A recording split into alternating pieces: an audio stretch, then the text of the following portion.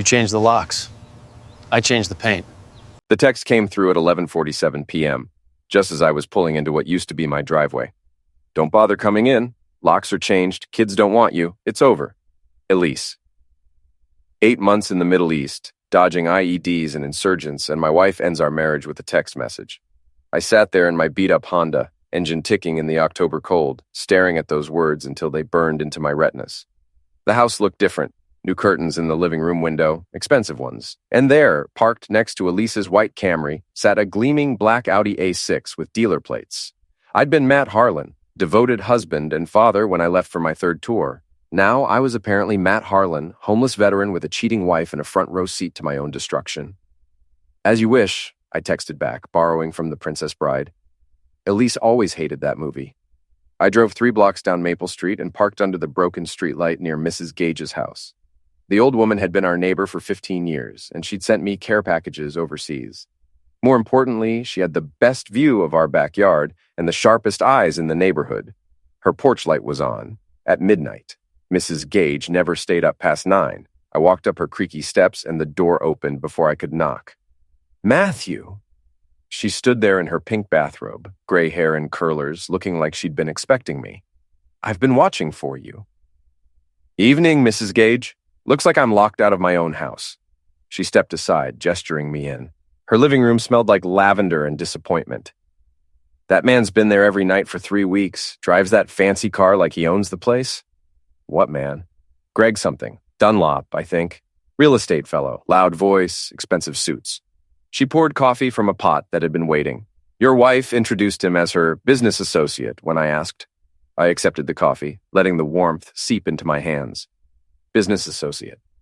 At 2 a.m, they're very collaborative. Mrs. Gage had raised 4 sons and buried 2 husbands. She didn't shock easily, but her mouth was set in that particular line that meant she'd seen things that offended her Methodist sensibilities. The children? With your mother-in-law in Portland since last Tuesday. Elise said it was temporary while she sorted things out. So my kids were safe, at least. That was something. Mrs. Gage, I need to ask a favor. You want to know what I've seen? I want to know everything. She smiled then, the first genuine expression I'd seen all night. Matthew, dear, I've been keeping notes. Mrs. Gage's notes were better than most military intelligence reports I'd seen. Times, dates, license plates, even descriptions of what Greg wore on different visits. The woman had missed her calling as a spy. He's there Tuesday, Thursday, and Saturday nights, regular as clockwork, she explained, flipping through a small notebook. Sometimes Wednesday, too, if Elise gets off work early. I studied her careful handwriting. Greg Dunlop, 38, drove a 2023 Audi A6 with dealer plates from Dunlop Property Solutions. He owned a condo downtown and specialized in flipping houses in the gentrifying neighborhoods near the river. She's been telling people you're not coming back, Mrs. Gage continued. Says you decided to re-enlist permanently. Did she now? The Hendersons believed her. So did the Patels. But I knew better. You sent postcards to my grandson, remember? You were counting days until you came home. I'd forgotten about those postcards. Tommy Gage was 8, same age as my son Max, and I'd promised to send him pictures from overseas. The kid collected them like baseball cards. There's more, Mrs. Gage said, her voice dropping. Last Thursday, I saw them in your backyard. Greg was measuring the deck, taking pictures, had a clipboard and everything. Measuring? Like he was planning renovations. The coffee turned bitter in my mouth. They weren't just having an affair. They were planning a future. In my house, with my kids, spending my money. I pulled out my phone and called the only lawyer I knew, Jake Morrison, who'd handled our wills before I deployed. Matt, Jesus, what time is it?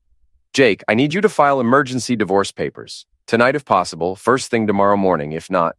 Silence. Then, what happened? My wife changed the locks and moved her boyfriend in. I need temporary custody of my kids and a freeze on all assets. Slow down. Where are you now?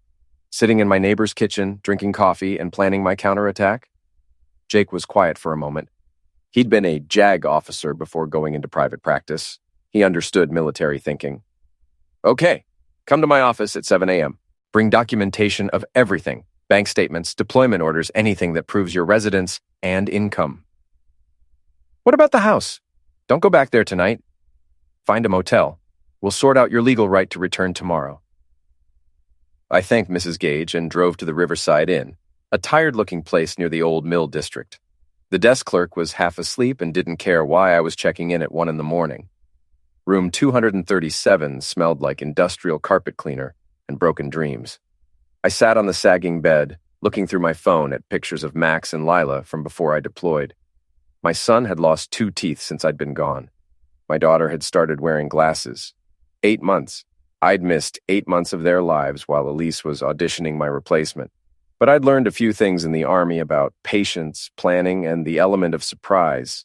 Greg Dunlop and my wife were about to get an education in all 3. I opened my laptop and started researching. Greg Dunlop's social media presence was a masterpiece of narcissistic self-promotion. Instagram shots of him in expensive suits standing next to sold signs. Facebook posts about transforming neighborhoods and creating value. LinkedIn profile boasting about his innovative approach to property development. But social media also revealed weaknesses. Greg liked expensive things he couldn't quite afford. The Audi was leased, his condo was mortgaged to the hilt. And according to public records, Dunlop Property Solutions owed back taxes to the city. More interesting was his history. A quick search of court records showed a restraining order filed by an ex-girlfriend named Amanda Chen 2 years ago. Charges of harassment and property damage, later dropped when Greg agreed to anger management counseling. I screenshot everything. At 6 a.m., I drove to Dunkin' Donuts and called my old Army buddy Wyatt Rodriguez. He ran a garage in the industrial district and knew everyone worth knowing in this town. Holy crap, Matt, when did you get back? Yesterday. Listen, I need a favor. You know anything about a guy named Greg Dunlop, real estate developer? Dunlop? Yeah, I know him. Brought his Audi in for service a few months back. Total prick. Complained about everything, tried to negotiate the bill, hit on my receptionist. Why? He's sleeping with my wife. Wyatt was quiet for a moment. Then, well, okay then. What do you need? Information. And maybe some mechanical expertise. Brother, you just made my day interesting. Meet me at the shop after 9. I'll make some calls. Jake Morrison's law office was in a converted Victorian near downtown, all dark wood and leather-bound books designed to project competence and stability. Jake himself was 45, graying at the temples with the kind of steady demeanor that made clients trust him with their worst problems. Emergency divorce filings are tricky, he explained, reviewing the documents I'd brought. We need to prove abandonment or adultery, and show that immediate action is necessary to protect your interests. I've got proof of adultery. My neighbor's been documenting everything. Witness testimony is good, but photographs would be better, and we'll need evidence that your wife has been concealing assets or making financial decisions without your consent. I showed him screenshots of Greg's social media posts, including several taken inside my house. One showed him cooking in my kitchen wearing an apron that said "World's Greatest Dad." Jake's jaw tightened. That's bold of him. What about my kids? Emergency custody is possible if we can show they're in an unstable environment, but, Matt, I have to ask, are you prepared for this to get ugly? I thought about 8 months of sand, heat, and constant vigilance, about missing Max's first Little League game and Lila's school play, about coming home to find strangers living my life. Jake, I spent 8 months fighting people who wanted to end me. I think I can handle a real estate developer and my cheating wife. He smiled grimly. Then let's go to war. The Cumberland County Courthouse opened at 8 a.m. sharp. By 8:15, Jake had filed for emergency divorce, temporary custody, and a freeze on all marital assets. By 8:30, a process server was on his way to Elise's office with papers that would turn her Tuesday morning into a nightmare. I spent the morning at Wyatt's garage, learning interesting things about Greg Dunlop. Guy's leveraged up to his eyeballs, Wyatt explained, wiping grease off his hands. My buddy Tony works at First National, says Dunlop's been juggling credit lines for months, using new properties as collateral for old debts. What happens if his cash flow gets interrupted? House of Cards comes tumbling down? But here's the really good part. Remember Amanda Chen, the ex with the restraining order? Yeah? She's dating my cousin Rick now. Says Greg's got a temper like a lit fuse when things don't go his way. Throws tantrums, breaks things, real mature stuff. I filed that information away. Men with anger management problems made tactical errors when pressured. At noon, my phone rang. Elise. What the heck do you think you're doing? Her voice was shaking with rage. Hello to you too, sweetheart. How was your morning? You froze our accounts. I can't access anything. Technically, they're my accounts. You just had signing privileges. This is insane, Matt. We can work this out like adults. Adults don't change the locks and move their boyfriends in while their husbands are deployed. Silence. Then, how did you know about Greg? Honey, this is a small town. People talk. It's not what you think. Really? What is it then? More silence. I could hear voices in the background, probably her coworkers at the insurance office where she worked as a claims manager. We need to talk, she said finally. We are talking. In person. Tonight. Can't do tonight. I'm busy. But tell you what, I'll see you in court Thursday morning. We can talk all you want then. I hung up and immediately called Jake. She's panicking, I reported. Good. Panic leads to mistakes. What's your next move? I looked around Wyatt's garage at the tools and equipment that could solve all sorts of problems. I think it's time to introduce myself to Greg. Greg Dunlop worked out of a strip mall office between a nail salon and a tax preparation service. The sign on his door read, Dunlop Property Solutions. Your dreams, our expertise. Through the window, I could see him at his desk, talking on the phone and gesturing with his free hand. He was smaller than I'd expected. Maybe 5'10", soft around the middle, with the kind of artificial tan that came from a salon. His hair was perfectly styled, and he wore a blue suit that probably cost more than most people made in a week. I waited until he finished his call, then walked in. Greg Dunlop? He looked up, taking in my jeans, work boots, and army t-shirt. His expression shifted from professional courtesy to mild annoyance. If you're looking for rental properties, I deal exclusively with sales and development. Actually, I'm looking for you specifically. I'm Matt Harlan. The color drained from his face. For a moment, he looked like he might bolt for the back door. Then his expression hardened into something resembling defiance. I see. Do you? Because I'm not sure you understand the situation you've gotten yourself into. Greg stood up, trying to use height as intimidation. It might have worked on someone who hadn't spent 8 months being shot at by people who actually wanted to end him. Look, Matt, can I call you Matt? This is awkward for everyone.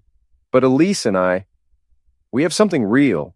She's been lonely, and you've been gone a long time. 3 tours in the Middle East. I was serving my country. Right, and that's admirable. Really. But relationships need attention, and did you measure my deck for renovations? That stopped him mid-sentence. What? My neighbor saw you in my backyard last week measuring and taking pictures, planning some improvements? Elise mentioned the deck needed work, and I thought, you thought you'd move into my house, sleep with my wife, and redecorate with my money? Greg's face flushed red. Now wait just a minute. No, you wait. I stepped closer, close enough that he had to tilt his head back to maintain eye contact. Here's what's going to happen. You're going to stop seeing my wife. You're going to stay away from my house. And you're going to pray I don't decide to get creative about solving this problem. Are you threatening me? Greg, if I was threatening you, you'd know it. This is just a friendly conversation between neighbors. He tried to puff up, show some backbone. Elise doesn't want you back. She told me all about your marriage, how you were never there even before you deployed. She's moved on, and maybe you should too. I smiled at him, the same smile I'd used on insurgents who thought they were tougher than they were. We'll see about that. I turned to leave, then paused at the door. Oh, and Greg, you might want to check your car. I think you've got a slow leak in your rear tire. Outside, I waited in my Honda until Greg came rushing out to check his Audi. Sure enough, the rear passenger tire was nearly flat. Not dangerous, just inconvenient. While he knelt there examining the tire, I drove past and waved. Sometimes psychological warfare was more effective than direct confrontation. Thursday morning's court hearing was a thing of beauty. Jake had done his homework, presenting evidence of adultery, abandonment, and financial misconduct with the precision of a surgeon. Elise's hastily hired lawyer looked like he'd rather be anywhere else. Judge Patricia Hendricks was a no-nonsense woman in her 60s who'd seen every kind of domestic drama imaginable. She reviewed our evidence with the expression of someone examining a particularly distasteful insect.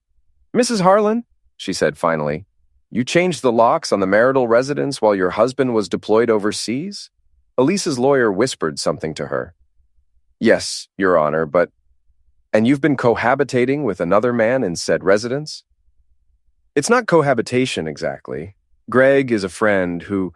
Mrs. Harlan, I've seen the photographs. Unless your friend sleeps on the couch in his underwear, I'd say cohabitation is precisely what this is. The judge awarded me temporary custody of Max and Lila, ordered Elise to move out of the house within 48 hours, and established a schedule for supervised visitation. The asset freeze would remain in place pending full financial disclosure. Outside the courthouse, Elise cornered me near the parking garage. "You son of a witch. You planned this whole thing." "I planned to come home to my family. You planned to replace me. Which one of us is the son of a witch?" "The kids won't understand. They'll think I abandoned them." "You did abandon them. You shipped them off to your mother's so you could play house with your boyfriend." Her face crumpled, and for a moment she looked like the woman I'd married 12 years ago. Then the mask snapped back into place. "This isn't over, Matt. No, it's not. But you're not going to like how it ends." That afternoon, I drove to Portland to pick up Max and Lila from Elise's mother. The kids were confused but happy to see me, full of questions about why Mommy wasn't coming home and whether I was staying this time. "I'm staying," I promised, and meant it. But my problems with Elise were just beginning. Over the next 2 weeks, she launched a campaign designed to isolate me from our mutual friends and turn public opinion against me. It started with Tom and Jennifer Walsh, a couple we'd socialized with for years. Tom was a contractor Jennifer taught at the elementary school. They'd been to our house dozens of times, knew our kids, had seemed genuinely happy when I came home from previous deployments. Jennifer called on a Tuesday evening. "Matt, we heard about the divorce. We're so sorry." "Thanks, Jen. It's been rough, but we're managing. Listen, Tom and I were talking, and we think maybe it would be better if we took a step back. From the situation, I mean." "What situation?" "The divorce, the conflict between you and Elise. We don't want to take sides." "I'm not asking you to take sides. I'm asking you to be my friends." "It's complicated, Matt. Elise says you've been threatening Greg, and there was some kind of incident at his office." So Elise was spinning the story, painting me as the unstable veteran who couldn't handle his wife moving on. Classic manipulation, turning the victim into the aggressor. "Jen, you know me. Do you really think I'd threaten someone?" A long pause. "People change, Matt. War changes people. Maybe you should talk to someone, get some help processing everything." They weren't the only ones. Over the next week, I got similar calls from 3 other couples in our social circle, all expressing concern, all suggesting I might need professional help, all politely but firmly cutting me out of their lives. By the following weekend, I was persona non grata at the coffee shop where we used to meet for weekend breakfast, unwelcome at the neighborhood barbecues, excluded from the informal network of parents who organized kids' activities. Elise had played it perfectly, positioning herself as the victim of an unstable, potentially dangerous ex-husband, while Greg played the role of supportive friend helping her through a difficult time. But she'd made one crucial error. She had underestimated how much I'd learned about patience and long-term planning. The first phase of my counteroffensive targeted Greg's business reputation. A few carefully placed phone calls to city inspectors resulted in surprise visits to 3 of his current renovation projects. Turns out Greg had been cutting corners on permits and safety regulations. Nothing major, just enough violations to generate stop work orders and delay his timelines. In the construction business, delays meant cost overruns, and cost overruns meant unhappy investors. Phase 2 involved Greg's personal life. I'd kept in touch with Amanda Chen, his ex-girlfriend, through Facebook. She was happy to share stories about Greg's temper, his financial problems, and his habit of cheating on girlfriends with clients. "He's a narcissist," she explained over coffee at a diner across town. "Everything's about image with him. The car, the clothes, the condo, it's all borrowed money and credit cards, and when the stress builds up, he explodes." "What kind of explosions?" "Screaming, throwing things, punching walls. Never hit me, but he came close a few times. That's why I got the restraining order." I filed that information away and moved to Phase 3, social media warfare. Greg's Instagram account was public, full of photos showing off his lifestyle and business success. I created a fake account and started leaving comments on his posts. Nothing threatening or obvious, just questions that highlighted inconsistencies. "Nice car. Is that the same model that got repossessed from the Riverside project? Great suit. Is that from the same tailor who's suing for unpaid bills? Beautiful condo. Didn't the HOA put a lien on this building last month?"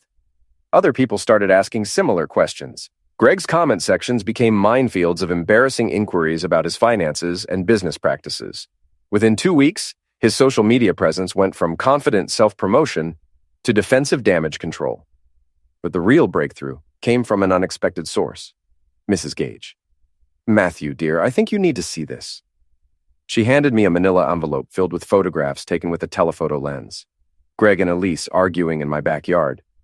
Greg throwing what looked like a tantrum, gesturing wildly while Elise tried to calm him down. And in the final photo, Greg's hand raised as if to strike her. When was this taken? Last Tuesday night. They've been fighting more lately, loud enough that I can hear them through the windows. The photos were dated and time-stamped. Perfect documentation of Greg's anger management problems, taken from Mrs. Gage's property without trespassing or invasion of privacy. Mrs. Gage, you're a treasure, she smiled. I told you I was keeping notes. The confrontation I'd been expecting finally came on a Thursday night. I was helping Max with his homework when the doorbell rang. Through the peephole, I could see Tom and Jennifer Walsh, along with another couple from our former social circle, Dave and Sarah Peterson. I opened the door, but I didn't invite them in. Matt, we need to talk, Tom said. His face was flushed, and his hands were clenched at his sides. About what? About the harassment, Jennifer said. About what you've been doing to Greg and Elise. I haven't been harassing anyone. Bees, Dave Peterson stepped forward. Greg showed us the comments on his social media, the phone calls to his clients. You're trying to destroy his business. Greg's destroying his own business. I'm just asking questions. You're stalking them, Sarah added. Following them around, taking pictures, making threats. I live here. This is my house, my neighborhood. If they don't want to see me, maybe they shouldn't drive past my place every night. Tom's face got redder. You need to back off, Matt. This obsession isn't healthy. Obsession? My wife cheated on me while I was deployed, moved her boyfriend into my house, and tried to steal my kids. What part of that should I be okay with? People grow apart, Jennifer said. Marriages end. But you're taking this too far. How far is too far? Should I just let them take everything and disappear quietly? You should get help, Sarah said. Professional help. This behavior, it's not normal. I looked at these people, who'd been my friends for years, who'd eaten at my table and played with my children, who were now standing on my doorstep telling me to accept my wife's betrayal like a civilized human being. You want to know what's not normal? I said. Having your friends abandon you because your wife spins a better story than you do. Having people who've known you for years suddenly decide you're dangerous because you won't roll over and play dead. Matt, Tom started. No, let me finish. You came here to tell me to back off, right? To stop making trouble for poor Greg and Elise? Well, here's my answer. Go to heck. Dave stepped forward, chest puffed out. You can't talk to us like that. I can talk to you however I want. This is my house, and you're not welcome here. We're trying to help you, Jennifer said. No, you're trying to help yourselves. You don't want to deal with the messiness of taking sides, so you've decided I'm the problem. Well, congratulations. You picked a side after all. I started to close the door, but Tom put his hand against it. This isn't over, Matt. If you keep harassing Greg and Elise, there are going to be consequences. I opened the door wider and stepped onto the porch, close enough that Tom had to look up to meet my eyes. What kind of consequences, Tom? His mouth opened and closed like a fish. Behind him, Dave was trying to look tough while simultaneously edging toward the sidewalk. Legal consequences, Tom said finally. Bring it on. I've got a lawyer and I've got documentation of everything I've done. Can Greg say the same? They left without another word, but I knew they'd be back. Or rather, they'd send someone back. This wasn't the kind of confrontation that ended with handshakes and apologies. I was right. 3 days later, a police cruiser pulled into my driveway. Officer Michael Rodriguez was young, probably mid-20s, with the kind of earnest demeanor that suggested he still believed police work was about helping people solve their problems. Mr. Harlan, I'm here about a complaint filed by Greg Dunlop. He says you've been harassing him and making threats. I invited Rodriguez in, offered him coffee, and sat down at my kitchen table like we were old friends. What kind of harassment are we talking about, officer? Rodriguez consulted his notebook. Phone calls to his business associates, posting negative comments on his social media accounts, following him around town, and making verbal threats at his office. Did Greg provide evidence of any of this? He showed me screenshots of the social media comments. Comments asking questions about his business practices? Well, yes. Officer Rodriguez, is it illegal to ask questions on social media? The young cop looked uncomfortable. Not exactly, but what about the phone calls? Did he record any threatening conversations? No, but the following? Did anyone see me stalking Mr. Dunlop? Mr. Harlan, I understand you're going through a difficult divorce. Officer, I'm going through a difficult divorce with my wife, not with Greg Dunlop. My interactions with Mr. Dunlop have been minimal and entirely legal. I pulled out my phone and showed him screenshots of my own social media activity. These are the comments in question. As you can see, they're all public information, easily verified through city records and court documents. Rodriguez studied the screenshots. These are, actually, pretty factual. Greg Dunlop is a public figure running a business that affects this community. Citizens have a right to ask questions about his practices, especially when those practices involve safety violations and unpaid taxes. What about the verbal threats? I visited his office once, introduced myself, and suggested he might want to reconsider his relationship with my wife. No threats were made. He says you intimidated him. Officer, I'm a combat veteran. Some people find that intimidating regardless of what I say or do. Is that my fault? Rodriguez closed his notebook. Mr. Harlan, I have to ask. Are you planning to escalate this situation? I'm planning to protect my children and my legal rights. If that makes Mr. Dunlop uncomfortable, perhaps he should examine his own behavior. After Rodriguez left, I called Jake Morrison. They're trying to build a harassment case, I explained. Based on what? Social media comments and hurt feelings? Jake laughed. Matt, unless you've been making explicit threats or engaging in clearly illegal behavior, they don't have a case. But this tells me they're getting desperate. Desperate people make mistakes. Exactly. Keep doing what you're doing, but document everything. And Matt, maybe it's time to go on the offensive. That night, I sat down with Mrs. Gage and planned the next phase of the campaign. The breakthrough came from an unexpected source. Terry Williams, the HR director at Elise's insurance company. I'd known Terry peripherally through company Christmas parties and office barbecues. She was a sharp woman in her 50s, the kind of person who noticed everything and forgot nothing. She approached me at the grocery store on a Saturday morning. Matt, I heard about the divorce. I'm sorry. Thanks, Terry. It's been complicated. She glanced around, making sure we weren't overheard. Can we talk? Privately? We met that afternoon at a coffee shop in the next town over. Terry looked nervous, constantly checking her phone and glancing at the door. What I'm about to tell you could cost me my job, she began. Then maybe you shouldn't tell me. No, I should. Because what Elise is doing, it's not right. She pulled out a folder and slid it across the table. Elise has been falsifying her timesheets for months, claiming to work late when she was actually meeting Greg, using sick days for personal time. And she's been accessing confidential client information to help Greg identify potential properties for his business. I opened the folder. Inside were copies of timesheets, email records, and client files that had been accessed outside normal business hours. This is corporate espionage. It gets worse. Last week, she asked me to backdate some documents to make it look like she'd been working overtime during your deployment. She wanted to show the court that she'd been supporting the family while you were gone. Did you do it? Heck no. But Matt, she's been telling people in the office that you're unstable, that you've been threatening her and Greg. She's building a narrative that makes you look dangerous. Why are you telling me this? Terry's expression hardened. Because I've seen what happens when good people get destroyed by lies, and because Elise tried to drag me into her scheme. She handed me a flash drive. Everything's on there. Timesheets, email records, client access logs. I made copies before she could ask me to destroy them. Terry, this could end her career. Her career should end. What she's doing is fraud. That evening, I called Jake and arranged an emergency meeting. By Monday morning, we had filed a motion to introduce new evidence in the divorce proceedings, along with a formal complaint to the State Insurance Commission. But Elise wasn't going down without a fight. The call came at 2 a.m. on a Tuesday. Max shaking me awake, phone in his hand. Dad, it's Mom. She's crying. I took the phone. Elise? Matt, please, I need help. Greg, he hit me. I'm scared. I was instantly awake, combat instincts kicking in. Where are you? His condo. He's passed out drunk, but I'm afraid he'll wake up. Can you come get me? I'll be there in 20 minutes. I called Mrs. Gage to watch the kids and drove across town to Greg's building. Elise was waiting in the lobby, wearing a coat over what looked like pajamas. Her left cheek was red, and she was shaking. Thank you for coming, she said as we walked to my car. Are you okay? Do you need to go to the hospital? No, I'm fine. Just scared. We drove in silence for a few blocks, then Elise spoke again. I'm sorry, Matt, about everything. You were right about Greg. What happened?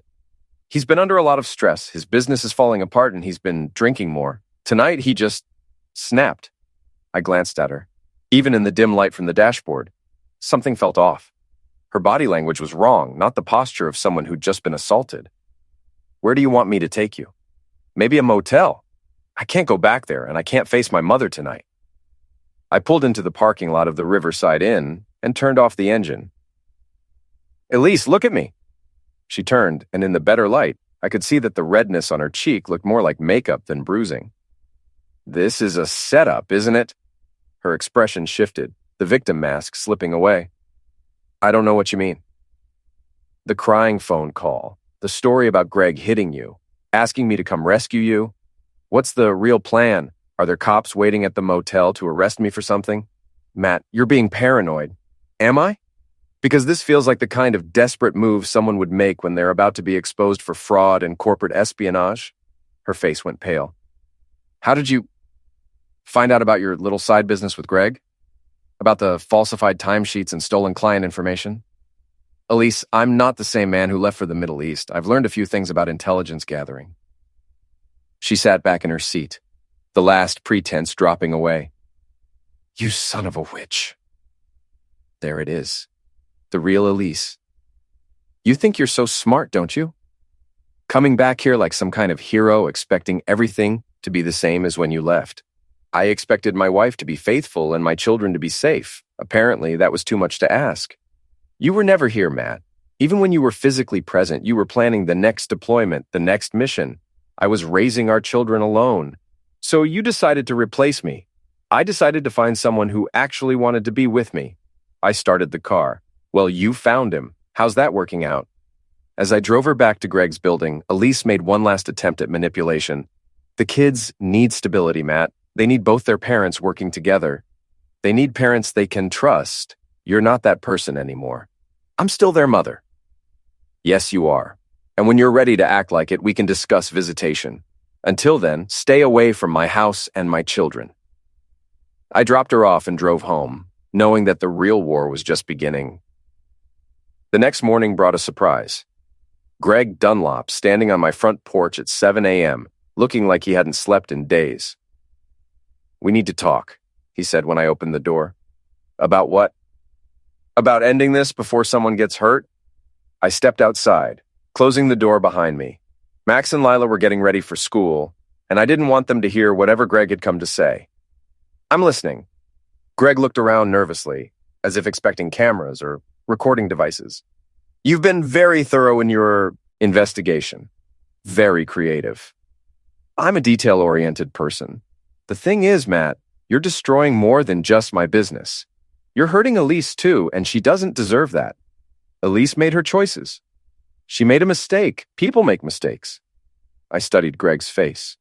He looked genuinely haggard, with dark circles under his eyes, and the kind of nervous energy that came from too much stress and too little sleep. What do you want, Greg? I want to make a deal. I'll end things with Elise, disappear from your lives completely. In exchange, you stop the campaign against my business. What campaign? The inspections, the social media comments, the questions to my investors? All of it. I pretended to consider his offer. And what guarantee do I have that you'll stay away? You have my word. Your word. The same word you gave when you promised to love, honor, and cherish someone else's wife? Greg's face flushed. That's different, is it? Because from where I stand, your word isn't worth much. Look, I know you think I'm the villain here, but I never meant for things to go this far. Elise and I, it just happened. Nothing just happens, Greg. You made a series of choices. You chose to pursue a married woman. You chose to move into my house. You chose to plan a future with my family. Those weren't accidents. You're right, and I'm trying to make it right now. By offering to disappear? That's not making it right. That's just cutting your losses. Greg's composure cracked. What do you want from me? You want me to grovel? You want me to pay you money? What? I want you to face the consequences of your choices, just like everyone else has to. You're going to destroy me. Greg, I'm not destroying you. I'm just refusing to help you avoid the natural consequences of your own actions. He stood there for a moment, looking like a man who'd finally realized he was in over his head. Then he turned and walked back to his Audi. But I knew this wasn't over. Desperate people did desperate things, and Greg Dunlop was running out of options. I was right. That afternoon, I got a call from Officer Rodriguez. "Mr. Harlan, I need you to come down to the station. There's been an incident." The police station smelled like industrial coffee and institutional disinfectant. Officer Rodriguez led me to a small interview room where Detective Sarah Chen was waiting. "Mr. Harlan, thank you for coming in. I'm Detective Chen, and I'm investigating an allegation of assault made by Greg Dunlop." I sat down across from her, noting the recording equipment on the table. "What kind of assault?" "Mr. Dunlop claims you attacked him this morning at his condominium complex, threatening him with physical violence and damaging his vehicle." "That's interesting, considering I was at home making breakfast for my children this morning." Detective Chen consulted her notes. "Can anyone verify your whereabouts between 8 and 10 a.m.? "My kids, my neighbor Mrs. Gage, and probably the crossing guard at Lincoln Elementary. I dropped Max and Lila off at school at 8:30. Mr. Dunlop says the incident occurred around 9 a.m. "Then Mr. Dunlop is lying." Chen leaned forward. "Why would he lie about something like this?" "Because his world is falling apart, and he needs someone to blame." I explained about the divorce, the business problems, and the mounting pressure Greg was facing from multiple sources. Chen took notes, but didn't seem particularly surprised by any of it. "Mr. Harlan, have you had any contact with Mr. Dunlop today?" "He came to my house around 7 a.m., wanting to make some kind of deal. I told him I wasn't interested." "What kind of deal?" "He offered to disappear if I stopped asking questions about his business practices." Chen's eyebrows went up. "That's an interesting offer." "I thought so too." She closed her notebook. "Mr. Harlan, I'm going to be honest with you. Mr. Dunlop's story doesn't add up. He claims you damaged his car, but the security cameras at his building show no one approaching his vehicle during the time frame in question. So why am I here? Because I wanted to hear your side before I told Mr. Dunlop that filing false police reports is a crime? I left the station feeling like I'd dodged a bullet, but I knew Greg's desperation was escalating. A man who'd file false assault charges wouldn't hesitate to try other tactics. That evening, I called Jake Morrison and Mrs. Gage to my house for a strategy session. "He's getting sloppy," Jake observed. "False police reports, easily disproven alibis. That suggests he's running out of rational options." "Which makes him dangerous," Mrs. Gage added. "Cornered animals do unpredictable things." "What's our next move?" I asked. Jake smiled grimly. "We finish this." The final piece of the puzzle came from an unexpected source. Greg himself. Mrs. Gage called me at work on Thursday afternoon, her voice tight with excitement.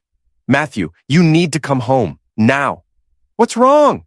"Nothing's wrong. Everything's right. Just come home."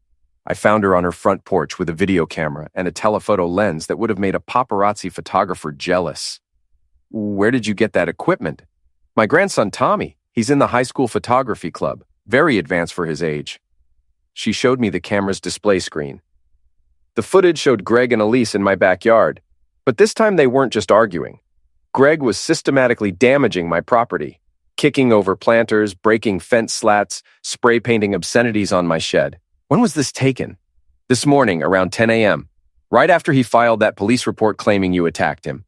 The timestamp on the video confirmed it. While Greg was telling police I'd assaulted him at his condo, he was actually at my house committing vandalism. "Mrs. Gage, you're a genius. I'm a concerned neighbor with too much time on her hands. But Matthew, there's more." She switched to audio recording mode and played back a conversation between Greg and Elise, their voices clearly audible even from her house. "This isn't working," Greg was saying. "The police didn't believe the assault story, and Matt's lawyer is going to destroy us in court." "So what do we do?" Elise's voice strained and desperate. "We disappear, take the kids, and go somewhere he can't find us. That's kidnapping." "It's protecting our family." "Our family, Greg. They're not your children." "They will be once we're settled somewhere new. Kids adapt." My blood went cold. They were talking about taking Max and Lila. "Mrs. Gage, please tell me you recorded all of this." She patted the camera. "Every word."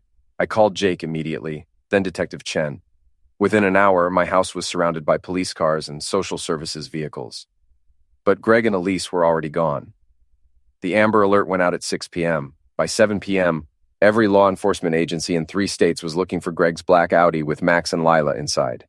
I sat in Detective Chen's office, fighting the urge to grab a tool and start my own search. 8 months of combat training had taught me patience. But this was my children. "We've got APBs out on both vehicles," Chen explained. "State police are monitoring all major highways, and we've contacted authorities in neighboring states." "What about Greg's business associates? Other properties he might use?" "We're checking everything. His partner Marcus Webb is cooperating fully. Apparently Greg's been acting erratically for weeks." My phone buzzed with a text from an unknown number. "Stop looking or you'll never see them again." I showed it to Chen. She immediately called for a trace on the number. "Prepaid phone, probably bought with cash, but the cell tower data shows it came from somewhere near the state line. They're running." "Yes, but they can't run far. Greg's accounts are frozen. He's got limited cash, and every cop in the region is looking for that car." At 9 p.m., we got a break. A gas station attendant in New Hampshire recognized Greg from the Amber Alert photos and called police. But by the time officers arrived, they were gone. "At least we know they're heading north," Chen said, and the attendant said the kids looked okay, scared but unharmed. At 11 p.m., my phone rang. "Elise. Matt, please call off the police. Where are my children?" "They're safe. They're with me." "Elise, bring them home. Now." "I can't do that. Greg says if we go back, you'll destroy us both." "Greg's right, but that doesn't matter now. This is about Max and Lila. They're confused, but they're okay. We told them it was a surprise vacation. It's kidnapping, Elise. You're going to prison for this." Silence. Then, "I never wanted it to go this far." Then ended. "Tell me where you are and I'll come get them." "Greg won't let me. He says we've come too far to turn back now." The line went dead. Chen had been monitoring the call. "We got a general location cell tower places them somewhere in northern New Hampshire, probably near the Vermont border." "What's up there?" "A lot of empty country. Abandoned cabins, hunting lodges, good place to hide." At 2 a.m., a Vermont state trooper spotted the Audi at a 24-hour diner near the Canadian border. But again, they were gone by the time backup arrived. "They're making a run for the border," Chen said. "But we've alerted Canadian authorities. They won't get across." I wasn't so sure. Greg was desperate. And desperate people found ways to do impossible things. At dawn, my phone rang again. "Matt, it's me." Elise's voice was barely a whisper. "Where are you?" "Some cabin in the woods. I don't know exactly where. Greg's been driving all night." "Are the kids okay?" "They're scared. Lila's been crying, and Max keeps asking when we're going home." "Elise, you need to get them out of there." "I can't, he's not thinking straight. He keeps talking about starting over somewhere new, maybe Mexico." "Put him on the phone. He's outside making calls. Matt, I think he's planning something bad." "What kind of something?" "He keeps saying we can't go back, that you've ruined everything. He's talking about making sure you can't follow us." My blood went cold. "Elise, listen to me very carefully. You need to take the kids and run. Right now." "I can't. He has the car keys, and we're miles from anywhere." "Then hide. Take Max and Lila and hide in the woods until help arrives." "How will you find us?" "I'm tracking this call. Just stay on the line and keep talking." I gestured to Chen, who was already coordinating with state police. They had a general location and were dispatching units to search the area. "Elise, what does the cabin look like?" "It's old, made of logs. There's a red pickup truck parked outside and a boat dock on a lake." "Any other buildings nearby?" "I can see another cabin across the lake, but it looks abandoned." Chen was relaying the information to search teams. "We've got 3 possible locations that match that description. Teams are en route." "Elise, I need you to be strong now. Take the kids to the bathroom and lock the door. Tell them it's a game." "Matt, I'm scared." "I know, but you can do this. You're their mother." I could hear movement in the background, then Max's voice. "Mom, where's Greg going with that tool?" The line went dead. The helicopter ride to the search area was the longest 20 minutes of my life.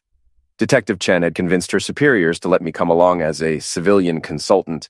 But really, I think she understood that no force on earth was going to keep me away from my children.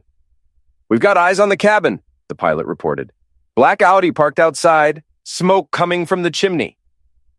Through the helicopter's window, I could see the remote cabin nestled among pine trees at the edge of a small lake. It looked peaceful, like a vacation postcard. But somewhere inside that cabin, A desperate man with a tool was holding my children hostage. "SWAT team is in position," Chen said, monitoring radio chatter. "They're waiting for your signal." The helicopter landed in a clearing half a mile from the cabin. I followed Chen and the tactical team through the woods, every combat instinct I'd ever learned screaming at me to move faster, get there sooner, end this now. But this wasn't the Middle East. These weren't insurgents. This was a scared man who'd made a series of terrible choices and couldn't see a way out. Through binoculars, I could see Greg pacing back and forth in front of the cabin's main window. He was holding what looked like a hunting rifle, gesturing wildly as he talked to someone inside. "Can you see the children?" the SWAT commander asked. "Negative, but there's movement in what looks like a back bedroom." My phone buzzed. Text message from Greg's number. "Come alone, or people get hurt." "Absolutely not," Chen said when I showed her the message. "He's not going to hurt the kids. This is about me. Matt, you're not trained for hostage negotiation. I'm trained for combat, and I know both of these people better than anyone else here." The SWAT commander studied the cabin through his scope. One access road, no back exit, clear fields of fire from multiple positions. If we have to take him down, we can do it clean. "What about the children?" "That's the risk." I made my decision. "I'm going in." "Matt," Chen started. "Not alone, with backup, but I'm the one who talks to him." 20 minutes later, I was walking up the dirt road to the cabin, wearing a bulletproof vest and carrying a radio with an open channel to the tactical team. Greg appeared in the doorway when I was 50 yards away. "That's far enough," he called out. "Greg, let's talk about this." "Nothing to talk about. You destroyed my life. You destroyed your own life. I just refused to help you cover it up." He raised the rifle, pointing it in my direction. "You couldn't just let it go, could you?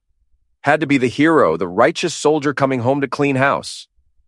"I came home to my family. You were living in my house." "She didn't want you back, Matt. She told me all about your marriage, how you were never really there even before you deployed. Then why are you holding her and my children with a tool?" That seemed to break through his delusion.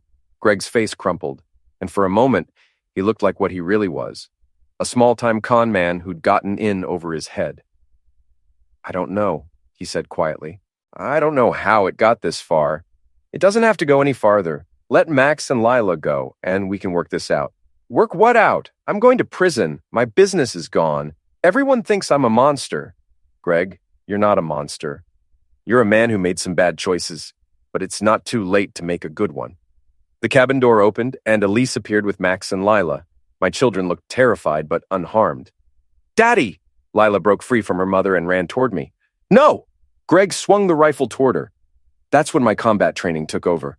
I covered the distance between us in 3 seconds, tackling Greg before he could aim properly. The rifle went off, the shot going wild into the trees. We hit the ground hard. Greg underneath me, the wind knocked out of both of us. By the time we untangled ourselves, the SWAT team had surrounded us, and Max and Lila were in their mother's arms, crying, but safe. Greg didn't resist as they cuffed him. He looked broken, defeated, like a man who'd finally run out of schemes and excuses. "I never meant for anyone to get hurt," he said as they led him to the police car. "But you didn't care if anyone got hurt either," I replied. Elise approached me as the paramedics checked over the kids. "Matt, I'm sorry. I'm so sorry about all of this."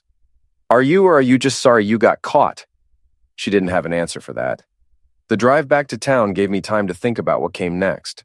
Greg would go to prison for kidnapping, among other charges. Elise would face her own legal consequences, though probably not as severe.